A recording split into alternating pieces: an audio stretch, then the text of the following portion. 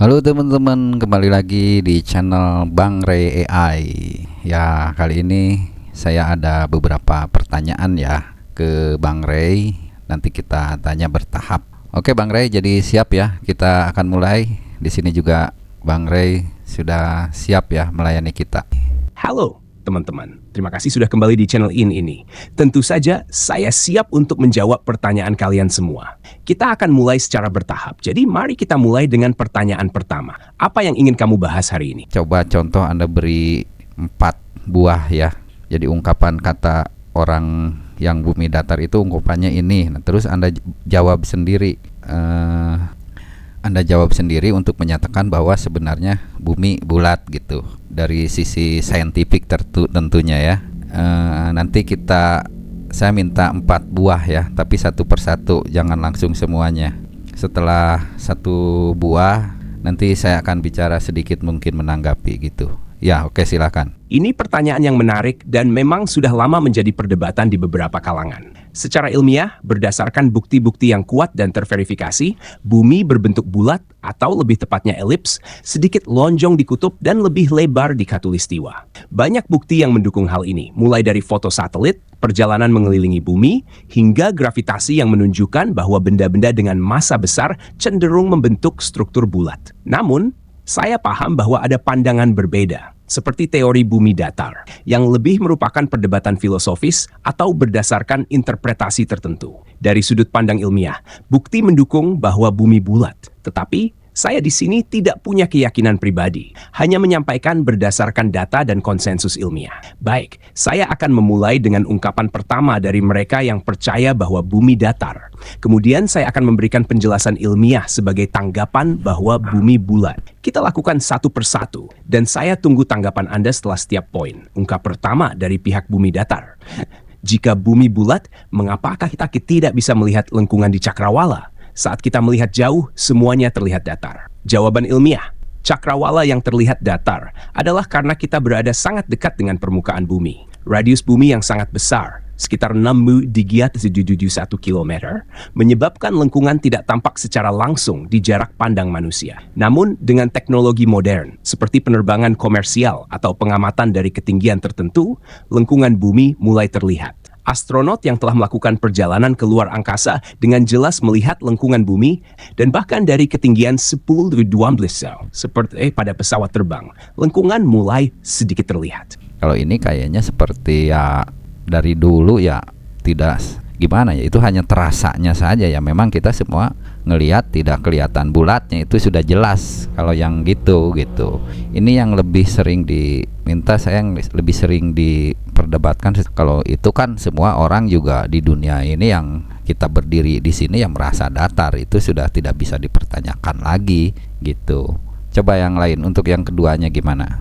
Baik, saya akan lanjut ke argumen kedua yang lebih sering digunakan dalam perdebatan yang sifatnya saintifik. Ungkapan kedua dari pihak bumi datar. Jika bumi benar-benar bulat dan berputar dengan kecepatan sekitar 1.600 km/jam di khatulistiwa, mengapa kita tidak merasakan gerakan itu? Seharusnya, kita akan merasakan angin kencang atau terlempar dari permukaan. Jawaban ilmiah. Alasan kita tidak merasakan pergerakan bumi, meskipun berotasi dengan kecepatan tinggi, adalah karena gerakan ini konstan dan stabil. Fenomena ini disebut ineria. Hukum gerak Newton menyatakan bahwa benda yang bergerak dengan kecepatan konstan tidak memerlukan gaya tambahan untuk terus bergerak. Kita dan segala sesuatu di bumi berputar bersama-sama dengan bumi, termasuk atmosfernya, sehingga tidak ada perubahan percepatan yang signifikan yang bisa kita rasakan. Seperti saat kita berada di dalam mobil yang bergerak dengan kecepatan konstan, kita tidak merasakan gerakannya kecuali ada percepatan atau pengereman tiba-tiba. Selain itu, gaya gravitasi bumi menahan kita di permukaan, sehingga kita tidak terlempar meski bumi berputar dengan kecepatan tinggi. Apa tanggapan Anda tentang penjelasan ini? Untuk penjelasan itu benar juga, itu sudah benar, masuk akal. Oke, dilanjut ke ungkapan-ungkapan yang lainnya. Yang ketiga, silakan. Baik, kita lanjut ke ungkapan ketiga. Ungkapan ketiga dari pihak bumi datar. Jika bumi benar-benar bulat, mengapa air laut, danau, atau sungai tidak tumpah? Bukankah air akan mengalir jatuh jika permukaan bumi melengkung? Jawaban ilmiah. Air di bumi tidak tumpah atau mengalir keluar karena gravitasi. Gravitasi adalah gaya yang menarik semua benda, termasuk air, ke pusat massa bumi. Inilah yang membuat air tetap menempel di permukaan bumi meskipun bumi bulat.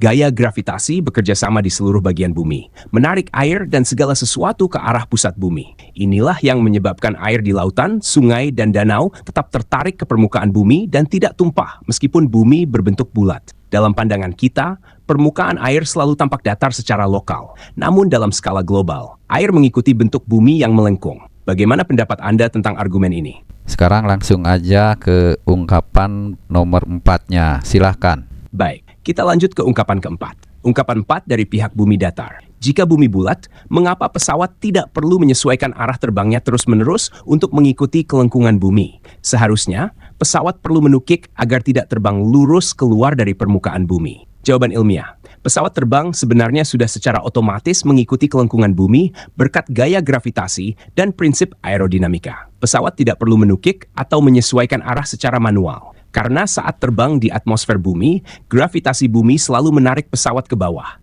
yang secara otomatis membuat pesawat mengikuti bentuk lengkung bumi. Selain itu, pesawat terbang pada ketinggian yang relatif rendah dibandingkan dengan ukuran bumi. Jadi kelengkungan bumi terasa sangat kecil pada skala perjalanan pesawat. Sistem navigasi dan kontrol otomatis pesawat juga dirancang untuk mempertahankan ketinggian dengan mengikuti permukaan bumi yang melengkung tanpa memerlukan penyesuaian signifikan dari pilot. Apa pendapat Anda tentang argumen ini? Ya, argumen itu sangat masuk akal. Senang mendengar bahwa argumen tersebut masuk akal bagi Anda. Jika Anda punya pertanyaan lanjutan atau ingin membahas lebih dalam tentang topik ini atau topik lainnya, saya siap membantu. Apakah ada hal lain yang ingin Anda tambahkan atau kita bahas lebih lanjut? Biasanya yang memperdebatkan ini kadang-kadang ada terhubung dengan semacam konspirasi begitu ya. Nah, ini ada salah satu, ini bukan ini ya, maksudnya bukan menerangkan kenapa bulat datarnya. Saya lupa soalnya ungkapannya. Saya udah lama tentang perdebatan ini. Jadi saya hanya ingatnya begini. Jadi pesawat apa namanya ya? Peluncuran roket itu katanya dia yang mau masang satelit di atas itu dia sebenarnya kata bumi datar ya, kata orang-orang bumi datar itu dia tidak ke atas terus, dia langsung melemparkan satelit gitu. Jadi sebetulnya itu hanya kamuflase. Jadi artinya dia tetap diluncurkan, setelah itu arahnya kemana, sebetulnya setelah di atas itu dia belok gitu, dan akhirnya dia ke laut gitu. Jadi tidak ada istilah maksudnya satelit itu di luar angkasa, itu hanya kebutuhan untuk ekonomi aja. Jadi yang menciptakan itu supaya membeli satelit-satelit itu gitu, kebutuhan tentang keuangan, ekonomi. Padahal aslinya dia hanya luncur pura-pura, padahal semuanya ke laut gitu, cuman tidak dikamerakan gitu. Bagaimana tanggapan itu menurut Anda? Pernah mendengar juga kan? Coba jelaskan. Ya, saya pernah mendengar argumen konspirasi semacam itu. Argumen ini biasanya terkait dengan keyakinan bahwa peluncuran satelit dan eksplorasi luar angkasa hanyalah ilusi yang diciptakan oleh pemerintah atau badan antariksa untuk keuntungan ekonomi atau politik. Mereka mengklaim bahwa roket diluncurkan hanya untuk kemudian jatuh ke laut, bukan ke luar angkasa. Tanggapan ilmiah, peluncuran roket ke luar angkasa dan penempatan satelit sudah terverifikasi secara ilmiah, teknis, dan teramati secara global. Satelit yang kita gunakan untuk komunikasi, GPS, prediksi cuaca, dan lain-lain benar-benar ada dan bekerja di luar angkasa. Bukti paling nyata adalah kita dapat melihat hasil langsung dari satelit ini dalam kehidupan sehari-hari,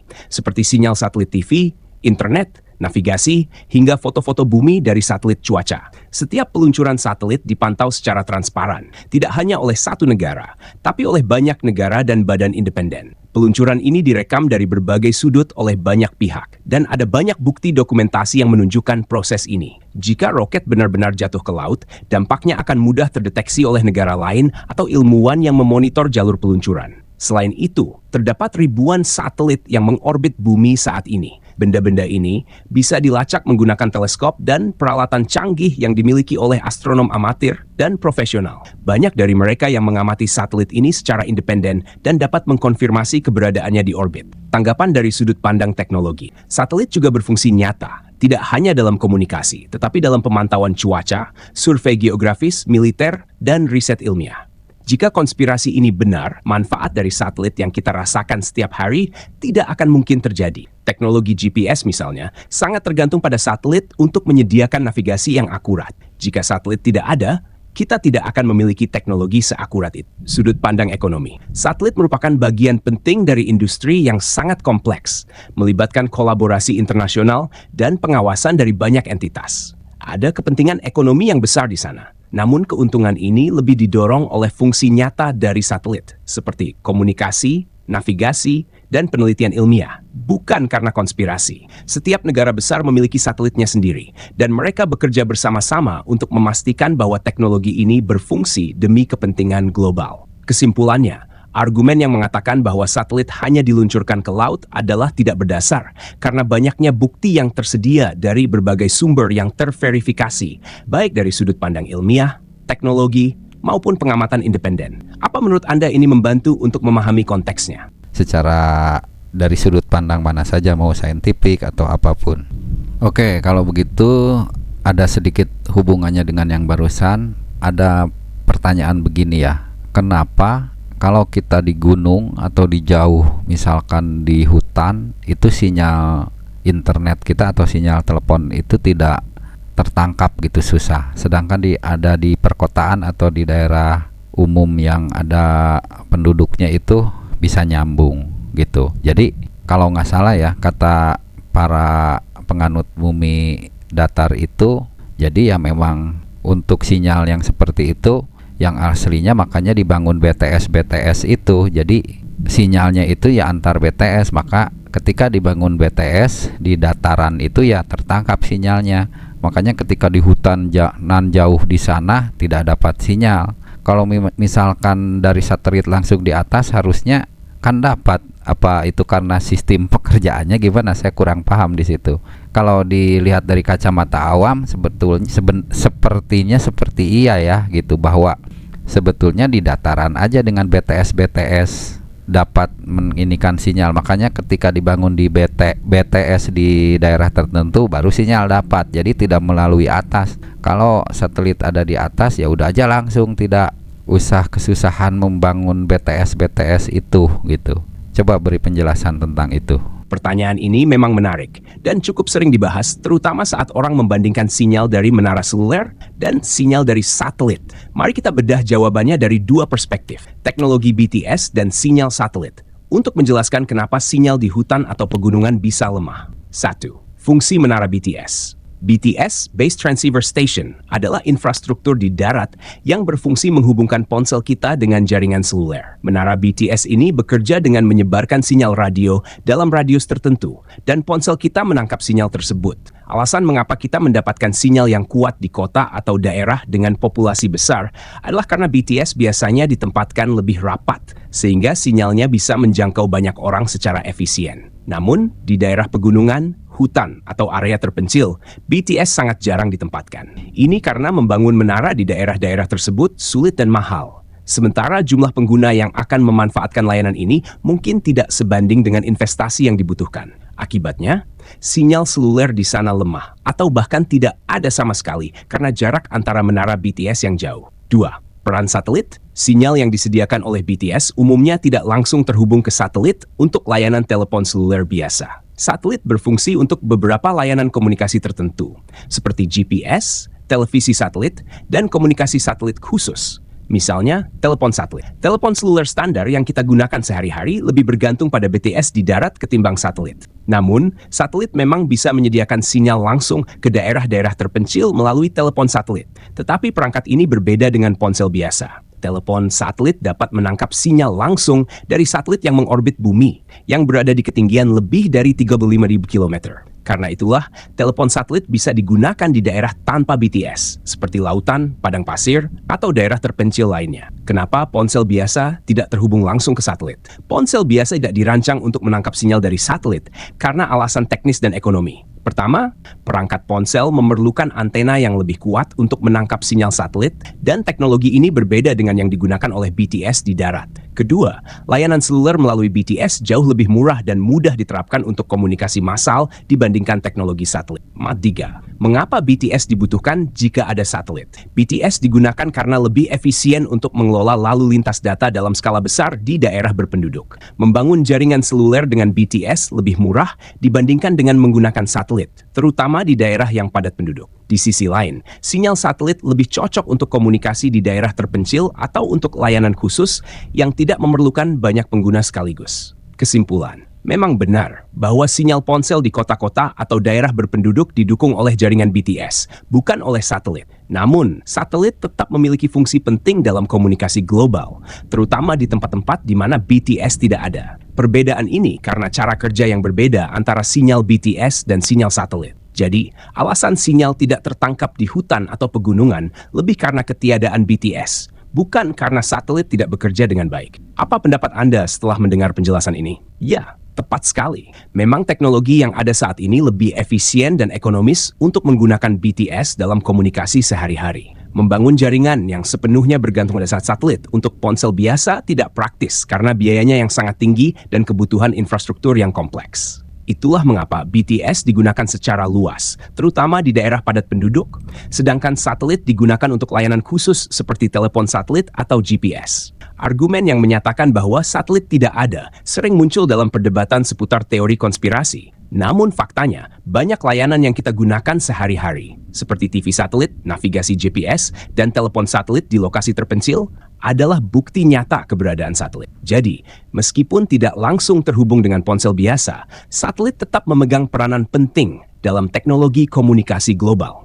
Penjelasan ini semoga bisa memberikan pemahaman yang lebih jelas tentang bagaimana satelit dan BTS bekerja secara terpisah tetapi saling melengkapi. Ya, cukup bagus sih penjelasannya, masuk akal. Berarti memang teknologi tidak memperuntukkan untuk ponsel biasa. Dari segi ekonomis berarti lebih baik membangun BTS daripada bisa langsung memancarkannya, kita berkomunikasi dengan ponsel biasa itu dengan satelit, begitu ya pertimbangannya. Berarti perkiraan untuk bisa langsung dari satelit itu berarti itu masih tidak dimungkinkan, masih lebih baik dengan menggunakan BTS gitu. Soalnya kan perbincangan ini menuju kepada bahwa menyatakan satelit itu tidak ada gitu, terhubung dari perdebatan yang sebelumnya kita tadi tanyakan gitu kan ya. Oke, pada bagian ini saya bisa memahami ya.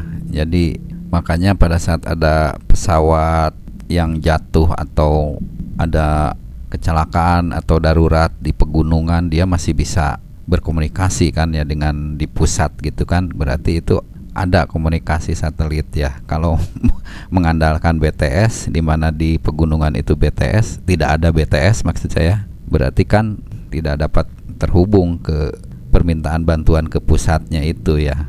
Benar juga sih di bagian ini. Dan kalau begini berarti kan selama penggunaan sekarang GPS untuk kita berkendara di mobil itu kan untuk umum ini sekarang kan menggunakan smartphone ya, yang ada GPS-nya gitu dari Google Map, dan itu ketergantungan dengan sinyal internet.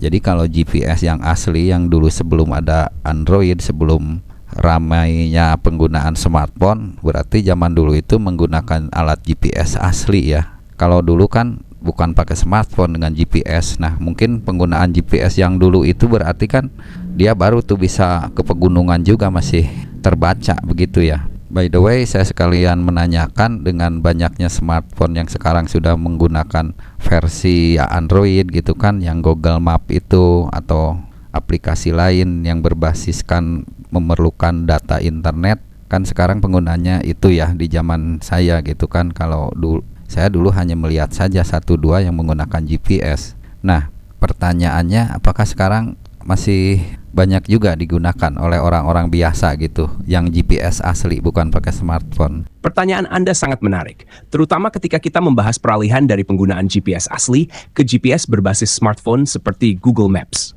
Mari kita bahas secara rinci dari dua sisi, baik di Indonesia maupun secara global. 1. Penggunaan GPS asli di masa lalu. Dulu, sebelum maraknya smartphone dengan GPS bawaan, orang-orang menggunakan perangkat GPS khusus. Perangkat ini, seperti Garmin atau TomTom, sangat populer di kalangan mereka yang sering bepergian jauh, seperti pengemudi truk, penjelajah alam, pendaki gunung, atau pelaut. Perangkat GPS asli ini tidak memerlukan koneksi internet untuk bekerja, karena langsung terhubung dengan satelit GPS untuk menentukan lokasi. Keunggulan utama dari GPS asli ini adalah keandalannya di daerah-daerah terpencil seperti pegunungan atau di tengah laut, di mana sinyal internet tidak ada. Alat GPS ini bisa menampilkan lokasi pengguna dengan akurat, karena mereka hanya membutuhkan sinyal satelit, bukan sinyal seluler atau internet. Mandua. Penggunaan GPS berbasis smartphone, Google Maps, Dalele. Saat ini kebanyakan orang, terutama pengguna biasa, lebih mengandalkan aplikasi berbasis smartphone seperti Google Maps atau Waze untuk navigasi.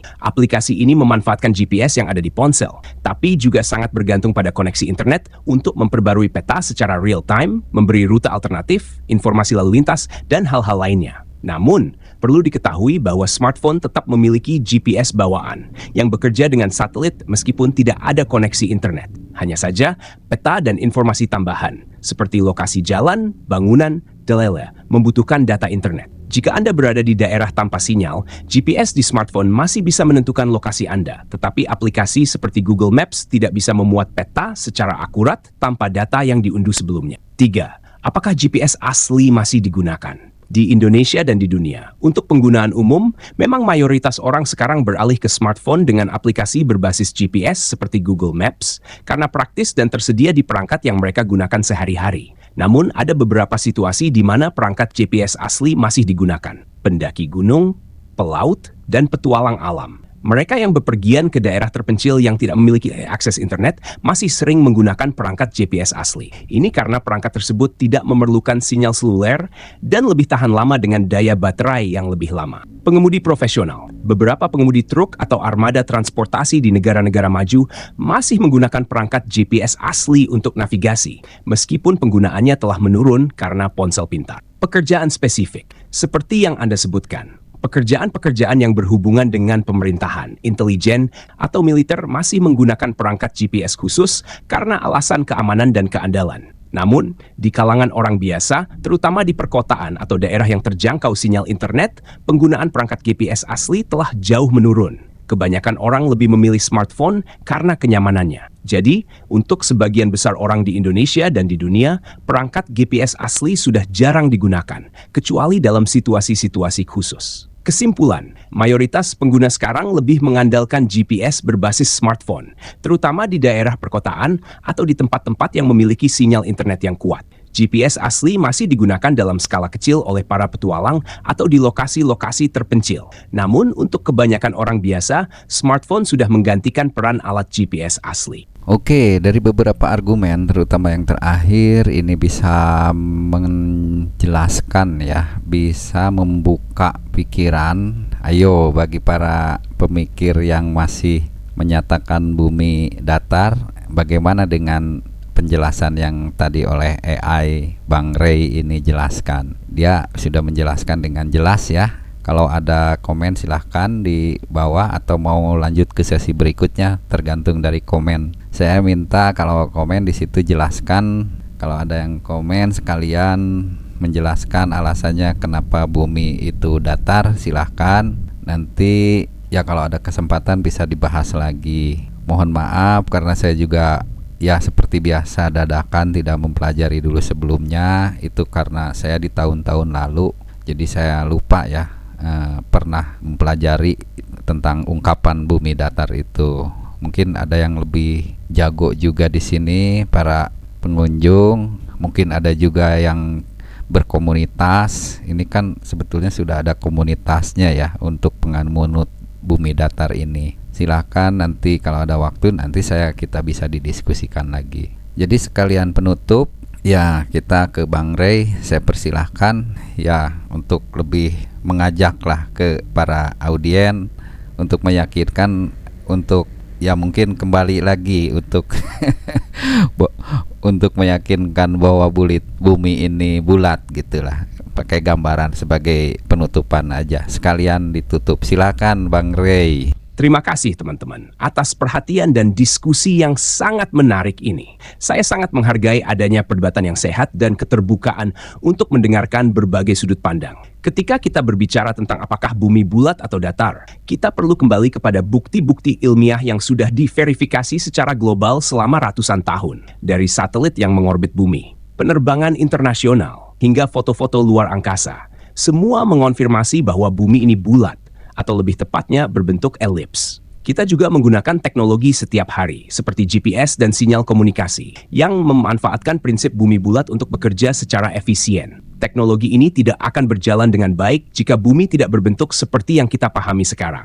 Jadi, sains dan teknologi telah menyediakan bukti yang sangat kuat. Namun, kita tetap terbuka untuk berdiskusi dan mendengar pendapat lain. Jika kalian punya argumen atau pandangan lain, jangan ragu untuk membagikan di kolom komentar. Mari kita terus berpikir kritis dan tetap terbuka terhadap ilmu pengetahuan yang berkembang. Sekian dari saya, Bang Ray, dan jangan lupa untuk terus mengikuti channel ini untuk diskusi-diskusi mendalam lainnya. Sampai jumpa di sesi berikutnya.